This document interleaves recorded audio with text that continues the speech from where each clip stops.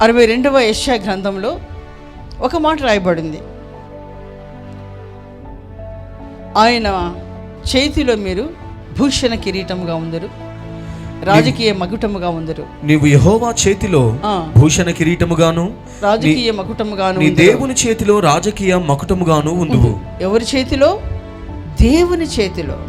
ఎంత మంచి వాగ్దానం! ఎవరా చెయ్యి? యెహోవా బాహు. యెహోవా బాహు అని యేసుకు పేరు. యెహోవా బాహు 53వ యెషయా గ్రంథంలో యెహోవా బాహు అని యేసయ్యను గురించి రాయబడింది. అంటే యేసయ్య చేతిలో మనము కిరీటాలుగా ఉండాలి. ఆయన మనం తన చేతిలో కిరీటాలుగా ఉంచుకొని వాడుకోవాలని చూస్తున్నాడు ఆయన.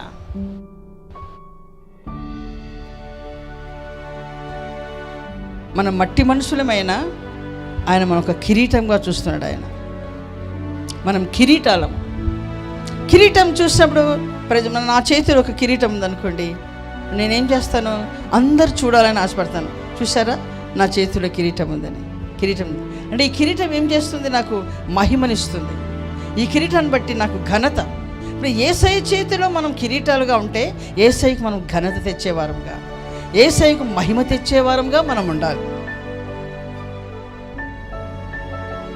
పరచబడాలి, ఘనపరచబడాలి. మనల్ని బట్టి ఆయన నామం దూషింపబడకూడదు.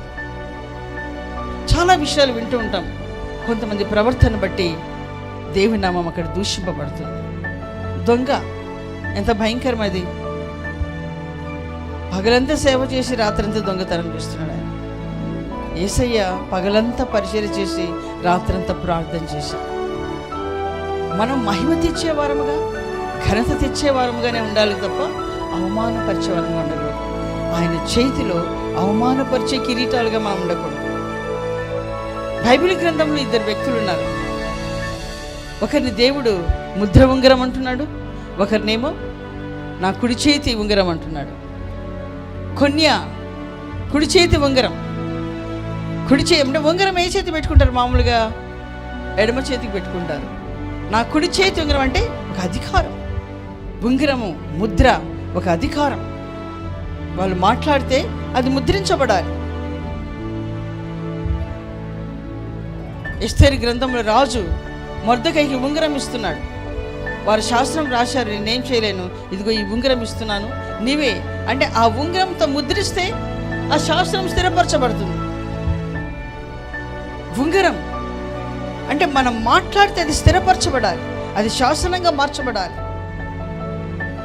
అలాంటి స్థితిలో దేవుడు ఉంచితే కొన్ని ఏం చేశాడు?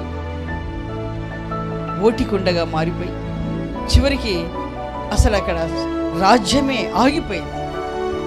పరిపాలన ఆపేశాడు ఆయన. చివరికి ఓటికుండగా మారిపోయినాడు ఆయన. సంతానహీనుడిగా మారిపోయినాడు. ఆత్మల సంపాదనే లేదు. ఓటికుండ వంటి వాడంట. తనకున్న అభిషేకం, తను పొందిన జ్ఞానంతో కూడా కారిపోయింది. ఓటికుండ అంటే ఏంటి? పగిలిపోయిన కుండ, కారుతుంది అది. దాన్ని టక్ టక్ అని కొడితే శబ్దం వస్తుంది. అప్పుడు కుమ్మరి వాళ్ళంటే ఇది ఓటికుండ అంటారు. మనమైనా కుండ కొన్నప్పుడు కొట్టి చూస్తాం. కొట్టి చూస్తే ఎలా ఉంటుంది అది? ఆ శబ్దాన్ని బట్టారు ఇది ఓటికుండ అంటాం. కొన్య ఓటికుండ వంటి వాడంట. అయితే ఆయన శిఖా ఉంగరంగా దేవుడు మార్చుకోవాలని ఇష్టపడ్డాడు.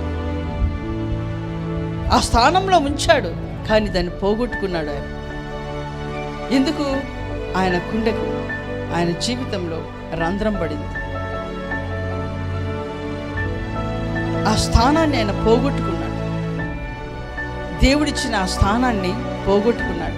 ఎప్పుడైతే ఆ స్థానం ఆయన విడిచిపెట్టాడో, ఆ స్థానంలో తొలగిపోయాడో, ఆయనకున్న అభిషేకం, కృపలు అన్నీ కూడా నష్టమైపోయింది. మనం అలా ఉండకూడదు. జెరుబ్బాబెలులాగా మనం ముద్ర ఉంగరంగా ఉండాలి. మనం హల్లెలూయా.